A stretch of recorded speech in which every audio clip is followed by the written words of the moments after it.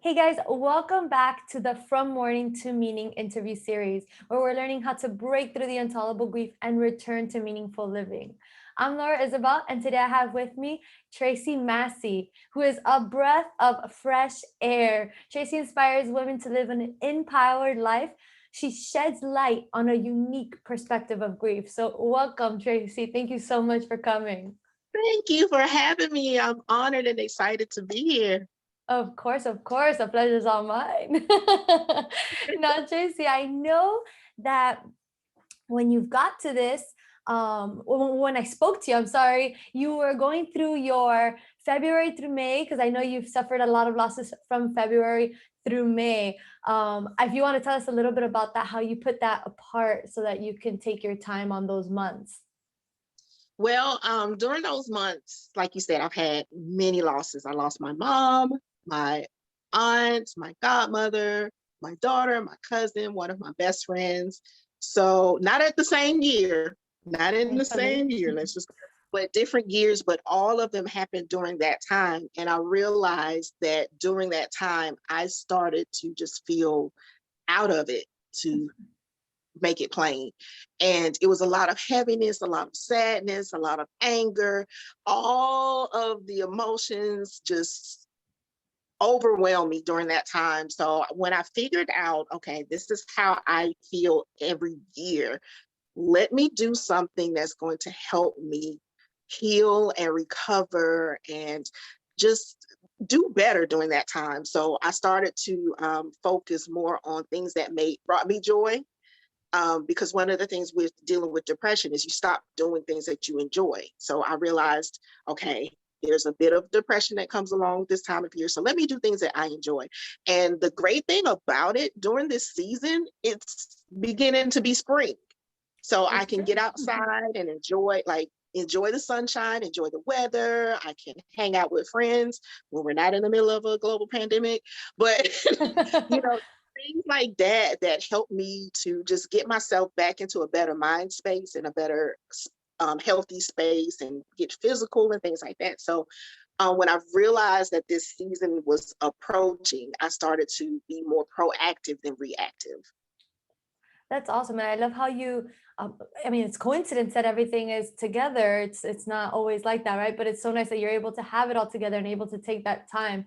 So that's pretty awesome. I thought that was great for people to listen to. So you can see that you do need that time, and to set that out for yourself, realizing that is great.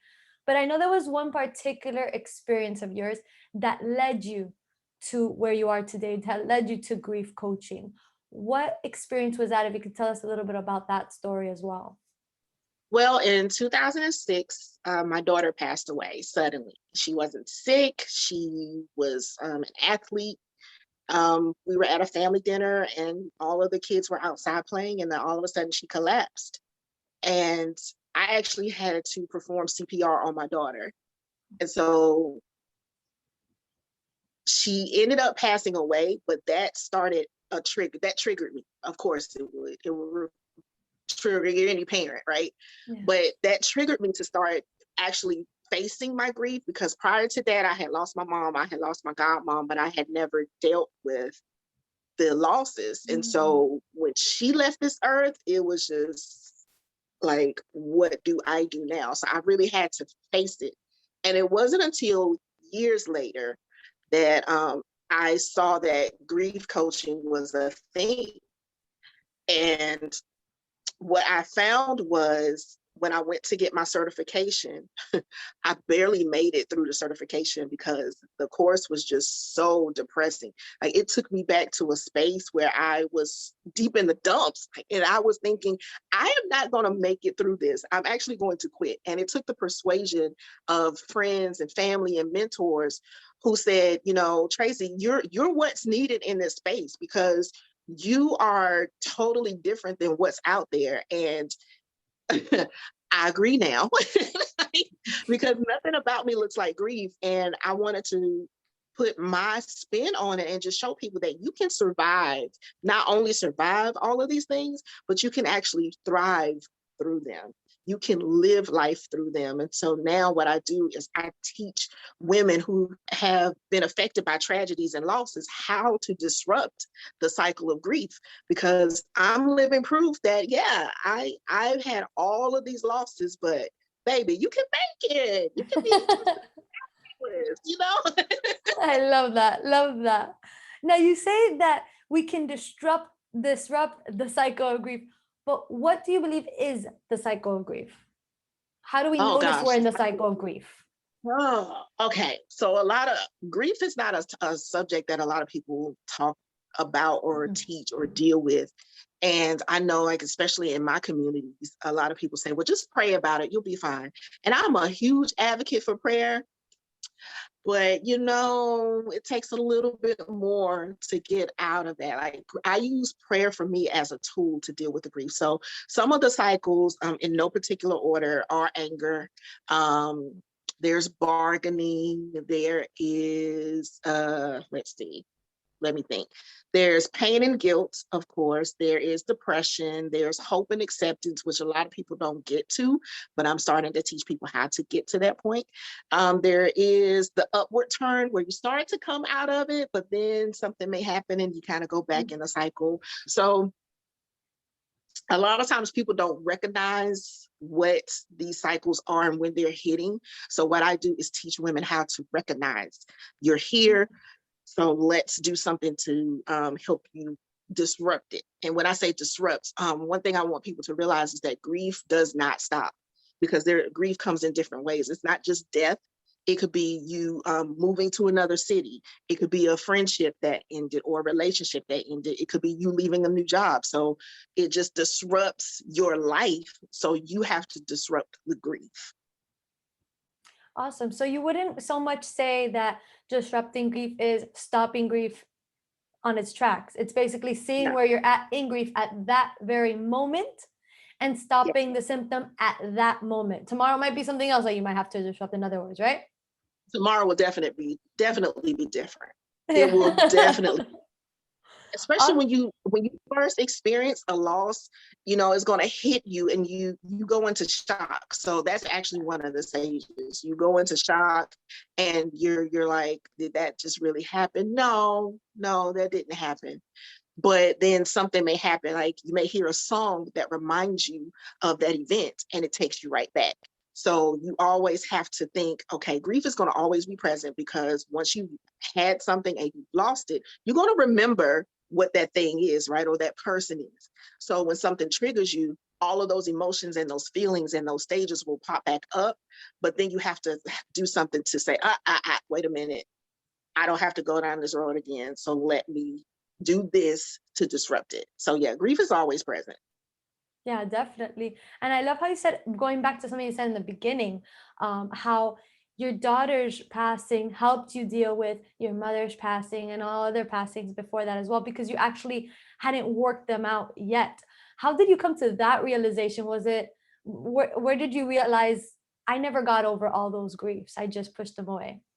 Oh, okay. Honestly, I went to therapy. So that's one of the things I highly recommend to people. Like, see a therapist, because I can guarantee that there are underlying traumas or things that have affected you, still within you, that you haven't worked out. So I didn't realize that I never dealt with my mother's passing until I went to a therapist, and they were like, okay, so tell me about your life. And then all of a sudden I just completely lost it. And I realized, like, I never really dealt with my mom, because what happened was, like, what we normally do, something happens, especially women, something happens and we just keep going, because Mhm. all of a sudden we become the nurturers, and then all of a sudden we're taking care of everybody around us, but we're forgetting about ourselves. So it's those moments when we're in the shower and tears are falling down our faces and we don't understand why. It's probably something that you haven't dealt with that's starting to resurface. And so as we continue to keep going, we're like onions. I know that's a horrible analogy, but we're like onions, and we just have to peel the layers back and get to the source and the core of what is really affecting us. And once you are able to do that, then everything else is kind of like, okay, I've handled that. This is not as bad. I can handle is Yeah. from that point on out. So, it's really encouraging, honestly, because you get to see how far you've come and you get to see your growth, and you can see like, okay, yeah, I was a hot mess back then, but here I am now, and like, okay, yeah, we're good. We're getting better. We're healing. Like, yeah. It's true. It's so true. Being able to see yourself and see what you've come from, where Yes. you came from, and where you are now. It's really empowering. But let me ask you a question then. If sometimes people push it away, they don't deal with the grief, and it comes up, right? Mhm. But then, how do we know the difference between not dealing with our grief and disrupting our grief? Okay. So I can't talk about anybody else but me. So here's Of here's course. how I knew when I was just the meanest little thing walking this earth. I was snapping at people. I had such road rage, and I didn't understand. Like, why am I so angry? Why am I just so mean? And that's not my personality. So anytime that you're in a space where you're not acting like yourself, time to deal with it. It's time to face it. It's time to, say, I can be better. I am better. I am better than this. So let me do something to help myself out. And a lot of times people won't tell you that. This is where you have to have a great support system in your life, because there sometimes people won't tell you that, okay, Tracy, you're being a little too, I need you to tone it down.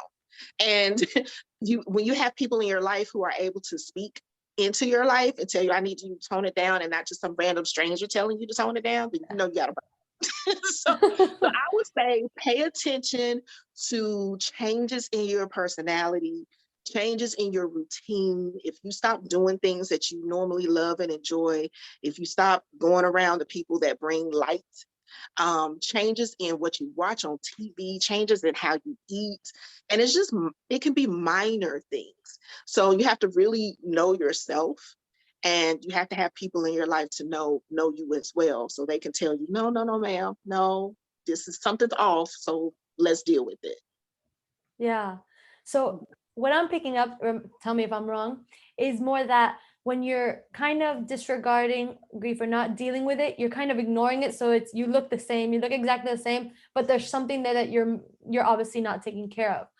When you are trying to disrupt grief, it's because certain emotions are coming out that is not your personality. So we're trying to disrupt it by using other techniques that we'll get to later, I'm sure. Yes, Okay, yes, perfect. yes, Okay, so if for our normal self going forward, we're not dealing with it, because we obviously need to take it out in some way, some shape or form, some yes, emotion. yes. And it Okay. will come out. It will come out. So I tell my clients, we have to deal with this before it deals with you, because you end up destroying yourself, but then after you destroy yourself, you're actually destroying everything around you. And then one day you look up and there's nobody there, and you're wondering why nobody deals with you or nobody is there to support you. It could be that you pushed everyone away. So deal with it before it deals with you. Yeah, definitely. That's very true. I didn't think of it that way. And then sometimes if it starts dealing with us, as you say, we might feel even worse later because that's when even more isolation and even more why don't they talk to me? Why don't they help me? Why am I in this alone type of thing comes in. But in reality, we've probably created that around us without Yeah. realizing it. Yeah. And it's not intentional. It's not intentional, but a lot of times once the damage is done, I'm not saying that it can't be repaired, but you're going to have to do a lot more work to repair it than you would if you were dealing with it as it was happening. So I'm not even going to lie. I want everybody to understand it takes work. It takes work, but the work is worth it. Yeah, I believe it. I believe it. So let me ask you then, what are some tools that we can use to break through these cycles? Like, for example, let's go through some of the emotions and what things we can do to kind of change from these. Because I know you said sometimes we act like we're not ourselves, so we try to bring on the things that we do normally do. But through each emotion, when we realize it, what can we do to change that? Okay, one thing, like I said earlier, I highly recommend is see a therapist, see a licensed therapist, and make sure that there's not some kind of trauma that happened in your life. It could be in childhood, it could be teen, it could be adulthood, but see if they're a licensed therapist to work through those past issues. If you have been seeing a therapist for a long time, add a coach into your midst. Like add a coach who can help you deal with the now and move forward. One practical thing that you can do, I highly recommend journaling, and it can be whether written or you can do a blog. But just to talk out what it is that you're dealing with, because you want to, I love journaling because it shows you your progress. I can look back at the journal that I had in 2006 when my daughter passed away. A dear friend of mine gave me a journal the 2 days before my daughter's funeral. And I can see what I was feeling 2 days before I had to bury her, and see the growth and the transformation and the change and the strength and the peace, all of those things that came out of it. And it really encouraged me because, like, I was a hot mess when my daughter left. But Normal. journaling, yeah, journaling definitely helps. If you love the outdoors, get out and get some vitamin D. Sunshine is a great thing for the body. Vitamin D, it just helps to reset your mind, because you get out, and I say do things like put your feet in some water, put your feet in the grass, pay attention to what it feels like on your skin. If the wind blows, just allow the wind to just touch your skin and just feel what that feels like, and it reminds you that you're still here and you still have purpose. Watch the birds fly, listen to the birds sing, things like that. Just get out and do.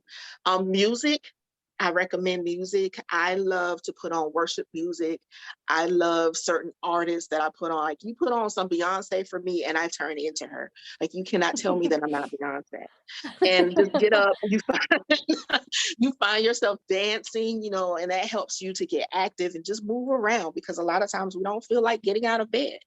And I also say extend grace to yourself. There may be days where if you just sit up in the bed, that is a victory. If you put your feet on the floor, yes, that is a victory. I wasn't able to do that yesterday. If you get up and go brush your teeth, baby, you win. You are winning. So make sure that you're looking at those little things, those little victories, and count them up.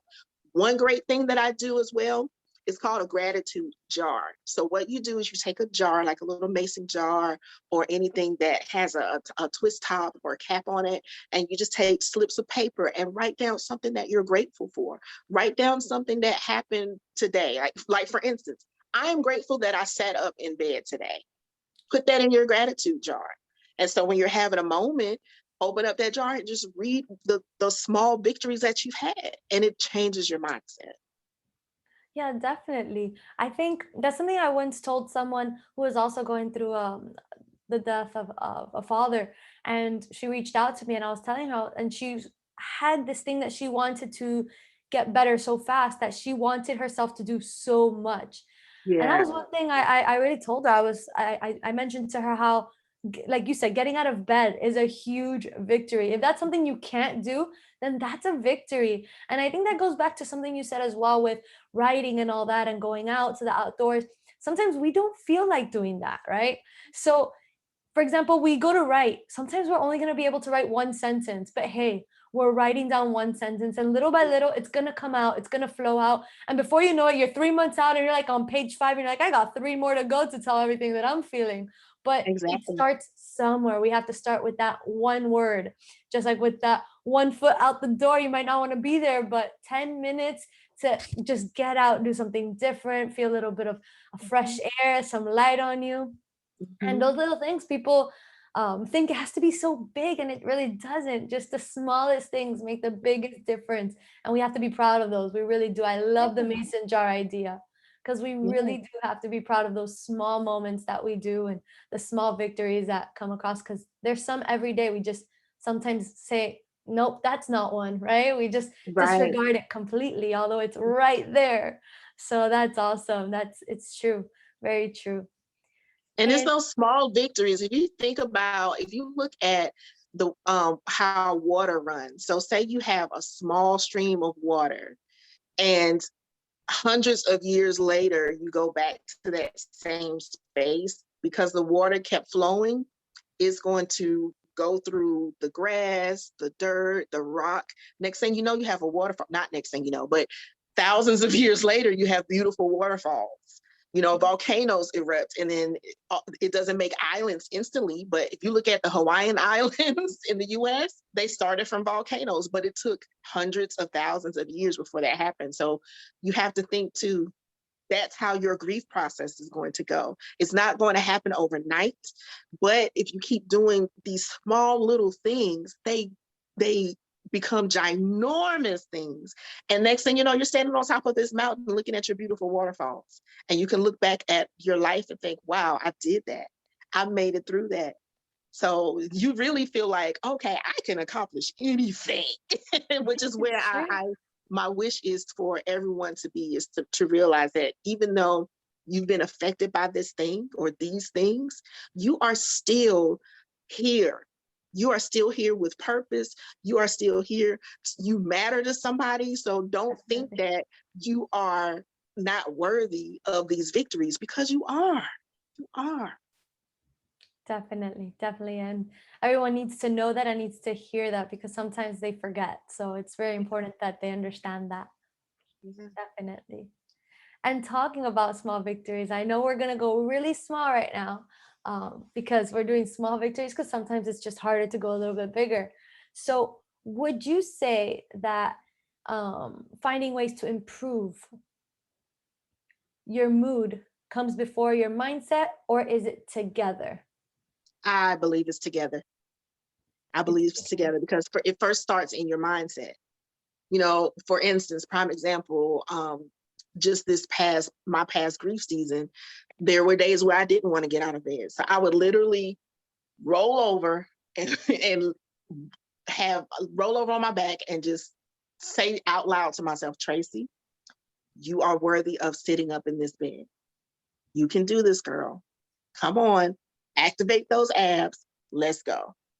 And until I did it, I really got on my own nerves. So until I did it, I would keep saying, come on, Tracy, you can do it. Sit up in the bed. And when I sat up in the bed, it was like, okay, next thing, put your feet on the floor. So I really had to change my mindset, because those mornings when I was waking up in tears, that was the fight.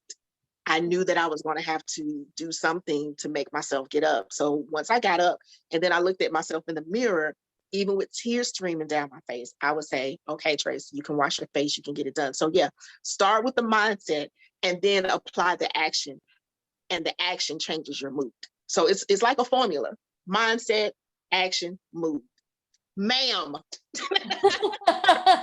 Love that, ma'am. That's awesome. So mindset, action, mood. So it actually all starts with the mindset, and Yes, then that's what triggers everything else. yes, Okay. yes. So we can't just tell ourselves we're angry, be happy, be happy, be happy. We actually No, have to. no, that actually, here's another funny story. In my grief season, I know the dominant stage of grief for me is anger. So I would do things like kickboxing. Mhm. And so I would go do kickboxing, which is some kind of exercise to get my body moving. And then I would say to myself, I got this. I'm happy. But I'm working out the anger. So I don't actually go and punch somebody like a real person. So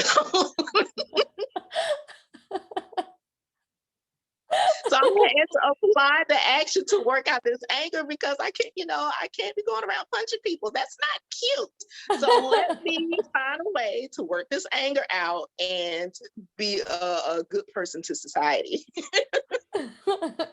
Definitely. So not just finding things that we like to get back to our mood, but finding ways to reflect that emotion so that we Yes. don't put it on someone else. Yes. That's not cute. We got to keep it classy. That's awesome. Awesome, awesome. Awesome. Now, I know that for everybody listening, you do have something that you want to offer them. So if you want to take the floor and share them a little bit of what you're giving them. Yes, I sound like Jabria. So for everyone, so for everyone who's watching, and I am offering a 20-minute discovery call. So we can go through and see if you are a good fit for coaching. I have a new coaching program that is coming out in actually by the time this airs in July. My new coaching program is coming out, and what it is it's a 6-month coaching program where we get one-on-one, you and me, dealing with this grief, baby. We're going to disrupt it, and we're going to get you back on track so you can live life empowered. So 20-minute coaching call is absolutely free, no commitment. So yeah, check that out. Awesome. And I will be giving you guys the link to that. So don't worry. You guys can find the link, go straight to there, give her a call. It's only 20 minutes and it's free. It's just to see if you guys are ready for the coaching. And if it's something you guys even like, just give it a try. No hurt. It could only help. So Right, awesome. right. Awesome. Awesome. Now, I want to know one thing. If you can just leave our watchers with one thing, I know there's probably a million things you want to leave them with, but if you can only leave them with one thing, what do you think will be the best tip that they can have right now at this moment? Right now, at this moment, I would say grant yourself some grace. You are doing the best you can in the situation that you're in, and celebrate each and every small victory that you have, because again, those small victories lead to ginormous things. And I just want you to know that grief is not something that stops you. It can be something that elevates you. Just give yourself time, give yourself grace, and do the work because you are worthy of it. Okay? Definitely. And you guys really are worthy of it. So do the work and give yourself some grace. Awesome. Thank you so much, Tracy, for joining us. I really appreciate you jumping on. And I am more than sure that everyone on here also appreciates you coming, giving them that fresh air of yours, that light. So I really appreciate it. Thank you. Thank you. Bye, everyone. Bye, guys. Thank you guys so much for joining us on the From Mourning to Meaning interview series. And we'll see you again for the next one. Bye, guys.